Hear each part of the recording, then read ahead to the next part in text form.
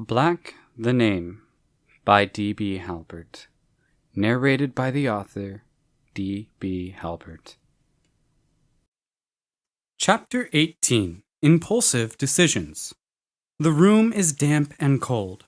Glowing blue orbs of light levitate in the upper center of the four walls. Only Elizabeth, Pearl, a large brazier forged of brass, and the woman who Pearl and Elizabeth met in the morning stand on the ornate tile floor.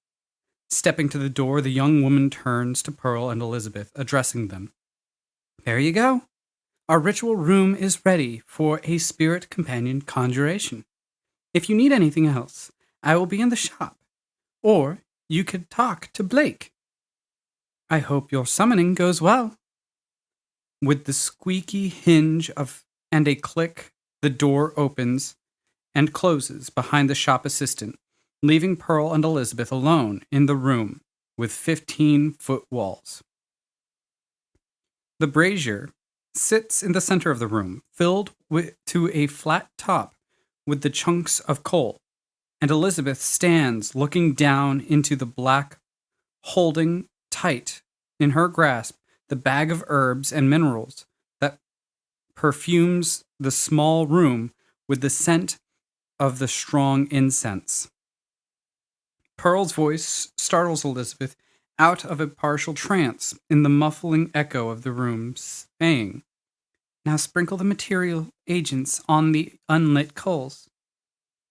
Shaken from her gaze into the shallow abyss, Elizabeth nods, and slowly she goes about sprinkling the small pouch over the coals, letting the contents fall and shift into the black. With the big bag empty, Elizabeth looks to Pearl, asking, Now what? A look of concern takes Pearl's face, responding, I don't remember. Oh no, I just forgot. It was there on the tip of my mind. I'm so sorry. A soft, caring look, still on Elizabeth's face, bends into a smile as she shakes her head at Pearl's panic. It's all right, Pearl. We can't get upset at what is already gone. Let's just sit here for a while. Maybe it will come to you. With that, Pearl looks at Elizabeth, her head continued surprise at the maturity of the young companion, and sitting down cross-legged, asks, How is it that you remember the words to the magic you use? Elizabeth steps to the other side of the brazier, and kneeling down to sit on her ankles, she responds, I don't. I just let the magic and the connection to my soul that grants it to me take control. That is why I don't like using it. I have to give up control of my body to something evil. Oh, well, maybe you will have to do that here. I know. Closing her eyes, Elizabeth releases the air from her lungs, focusing on Boop. The memories of the floating orb, his jagged, toothy grin, his obsession with mice, the way he could comfort Elizabeth simply with his presence. Tears well up, pushing free from Elizabeth's closed eyelids, and with the first of the droplets hitting her lap, the air in the room shifts in a gust towards the brazier, becoming suddenly cold.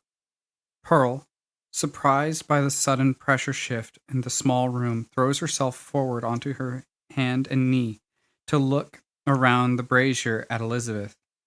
The air in the room begins to turn clockwise around the brazier, and as Elizabeth's hands clench into fists and she grimaces at the images in her head, which shift to those of what the man who would call himself her father did to Boop, and to images of what could be happening to Boop on the plane of undeath.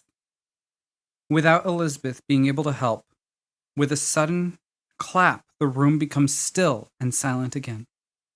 Thrown back, Elizabeth's head shoots up, calling, Boop? To the dismay of both Pearl and Elizabeth, the brazier stands, unchanged, filled with the reagents for the ritual, unmoved.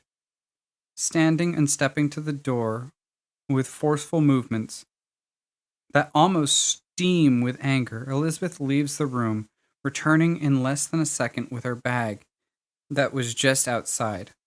Concerned, Pearl watches Elizabeth plunge herself into the bottom of the bag, and before Elizabeth can reemerge, Pearl asks, Lizzie, I know you are probably tired of hearing this, but are you all right? Standing back up, Elizabeth responds, Fine, I know what it wants. Pearl recoils to the wall when she sees Elizabeth brandish a fiendish, jagged blade that curves like an S from its hilt. And with worry, Pearl almost squeaks, asking, What are you doing, Lizzie? Holding the grip tight of one coal-blackened hand and wrapping the other intently around the blade, Elizabeth's eyes, actively streaming with tears, look into Pearl, and trembling lips that curl both in depression from the memories of Boop and anticipation for what she is about to do, she cries, Giving up control. I need to see Boop again. With the words leaving her mouth, she pulls the blade free from the wrapped hand, rending her own flesh and freeing a trickle of blood that drips into the coals. Pearl looks on Elizabeth, stunned, unable to get herself to move. One drop hits the black top of the brazier of coal. Elizabeth's eyes close. A second drop. Her breath passes from her lungs. A third. The vortex into life around her bursts, and the brazier instantaneously throwing Pearl off balance. Finally, a fourth drop of Elizabeth's warm crimson blood drops onto the coal, and with a wave of muted deep purple magic, energy thrusts out in a blast that throws Elizabeth away from the brazier and pushes Pearl once again off her feet. In the brazier, the coals begin shifting, their mass condensing in on itself, and they begin to glow, but not red and white with heat. The coals glow in a familiar purple and black that is reminiscent of other magic effects Elizabeth has produced. With the grinding sound, the coals compressing upon themselves, mixed with the high-pitched squeal like that of a teapot ready to be poured, the black mass molds into an orb in the brazier, shifting like clay being worked by ethereal hands.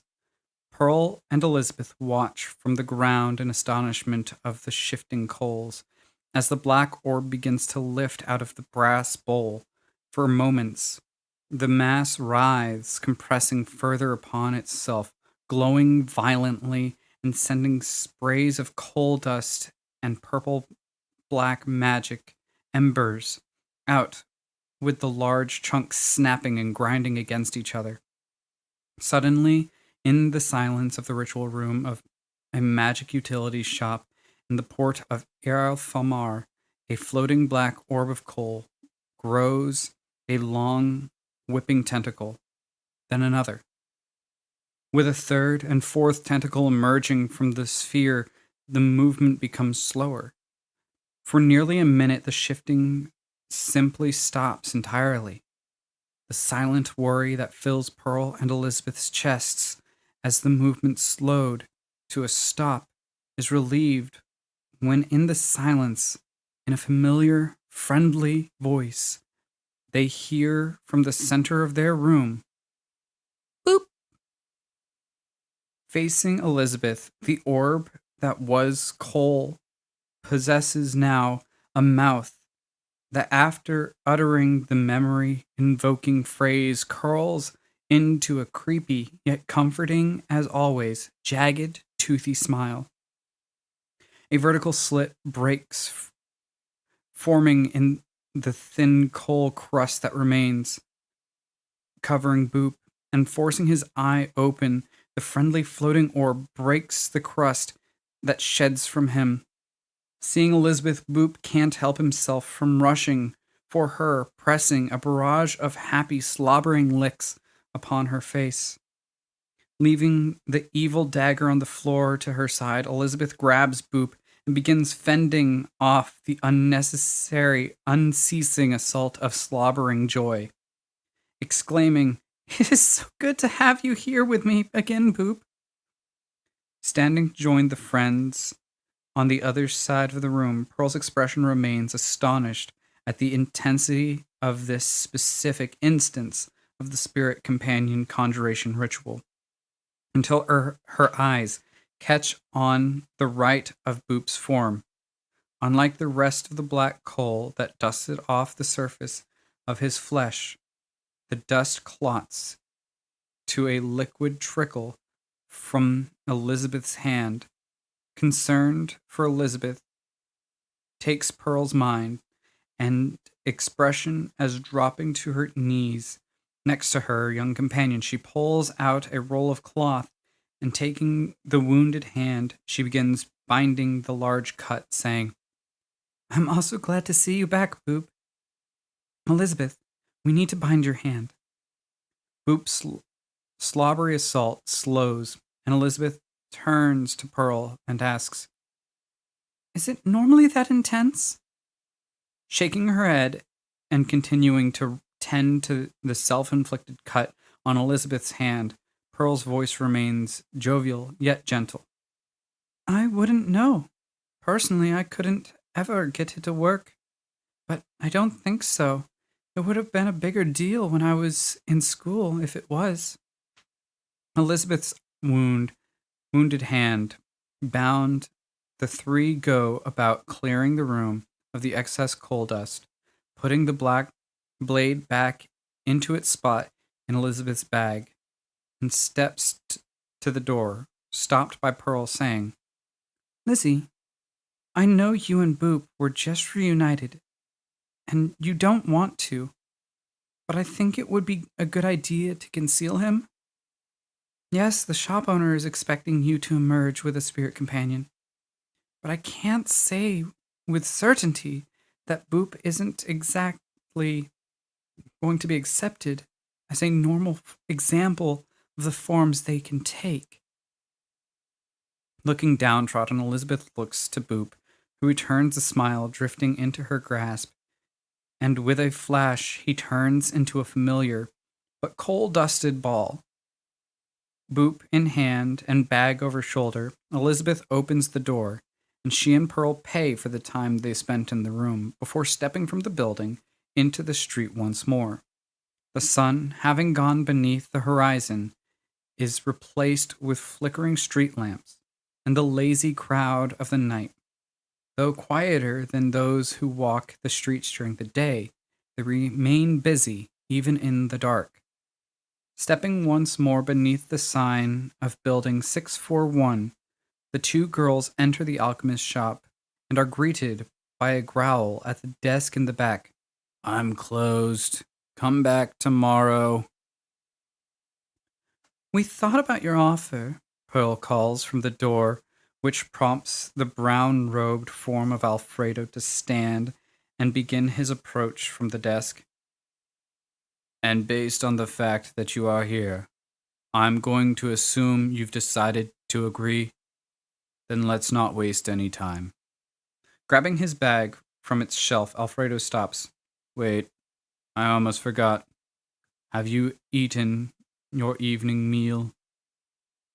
And thinking back to the day's events, Elizabeth responds, "We actually haven't eaten since breakfast."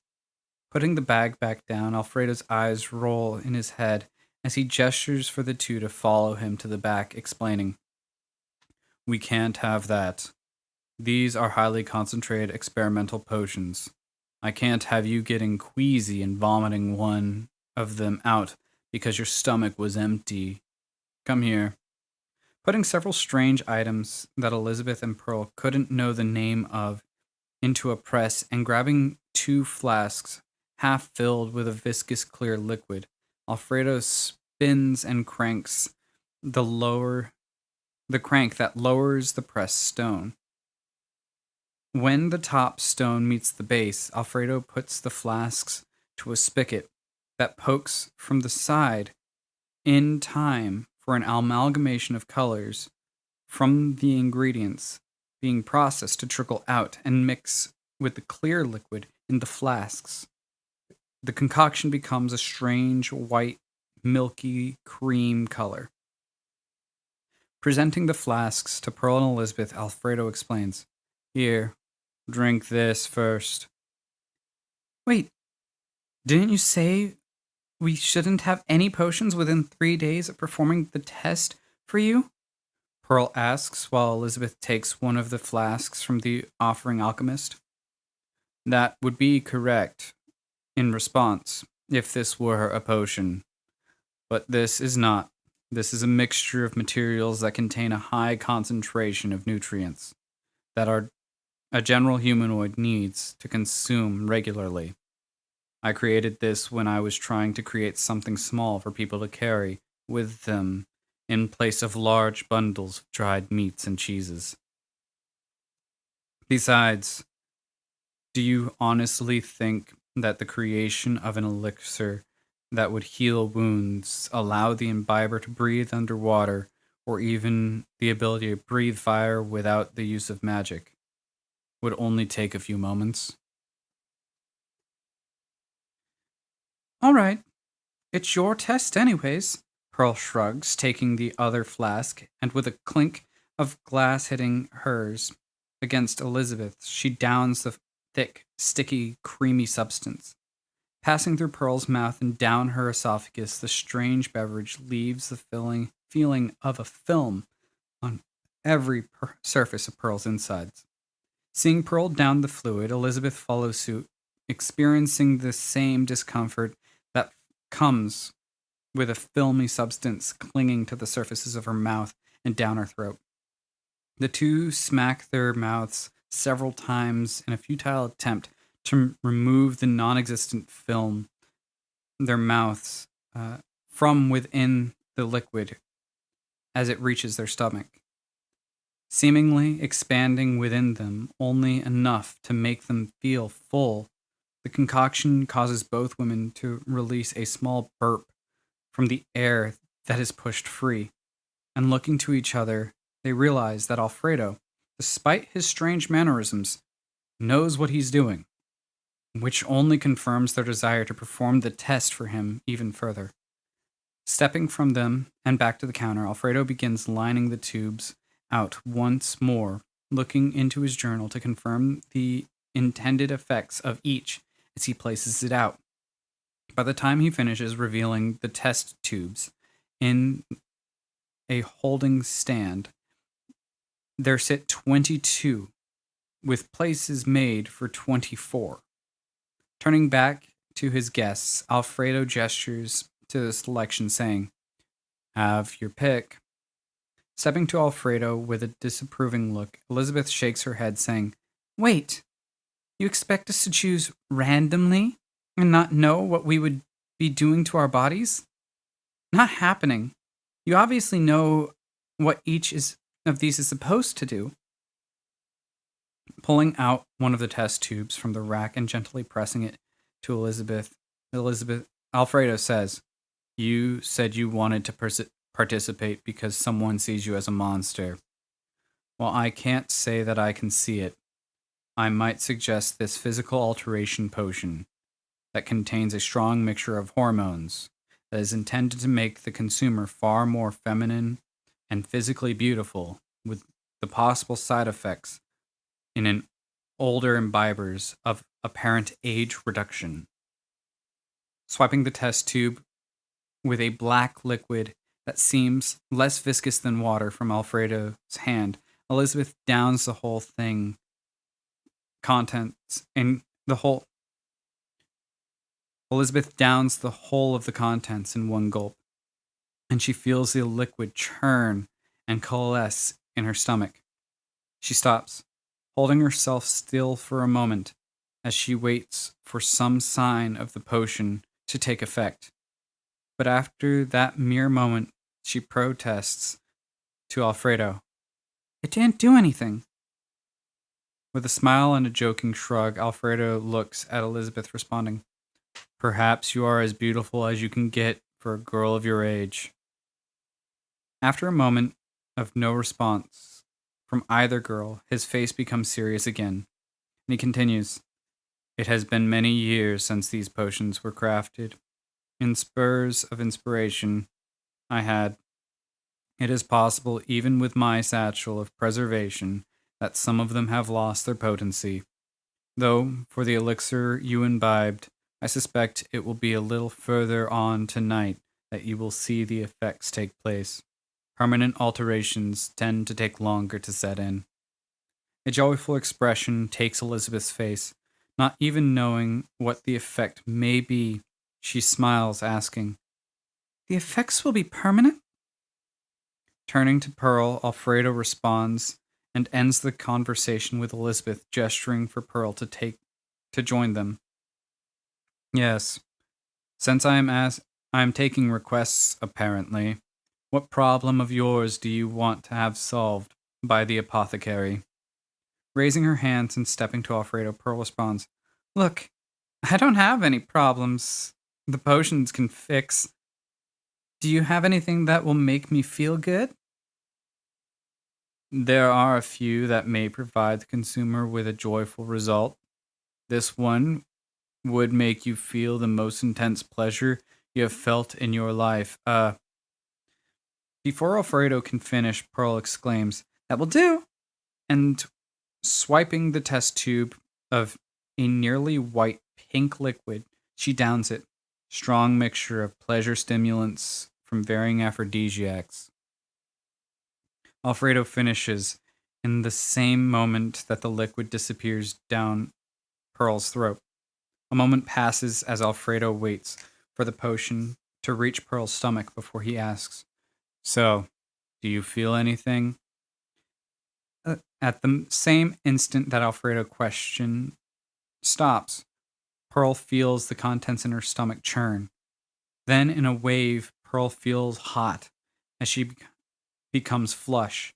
Biting her lower lip, she takes Elizabeth by the shoulder, moving in the direction of the room. She struggles to say, "Fine. Must have not worked. Elizabeth, you get some rest. I'm going for a dip in the ocean to moisten my skin. Yeah, you should get to bed." "All right," Elizabeth responds, confused by the sudden actions of Pearl, and stepping into the room, she watches Pearl run from the shop in the direction of the docks.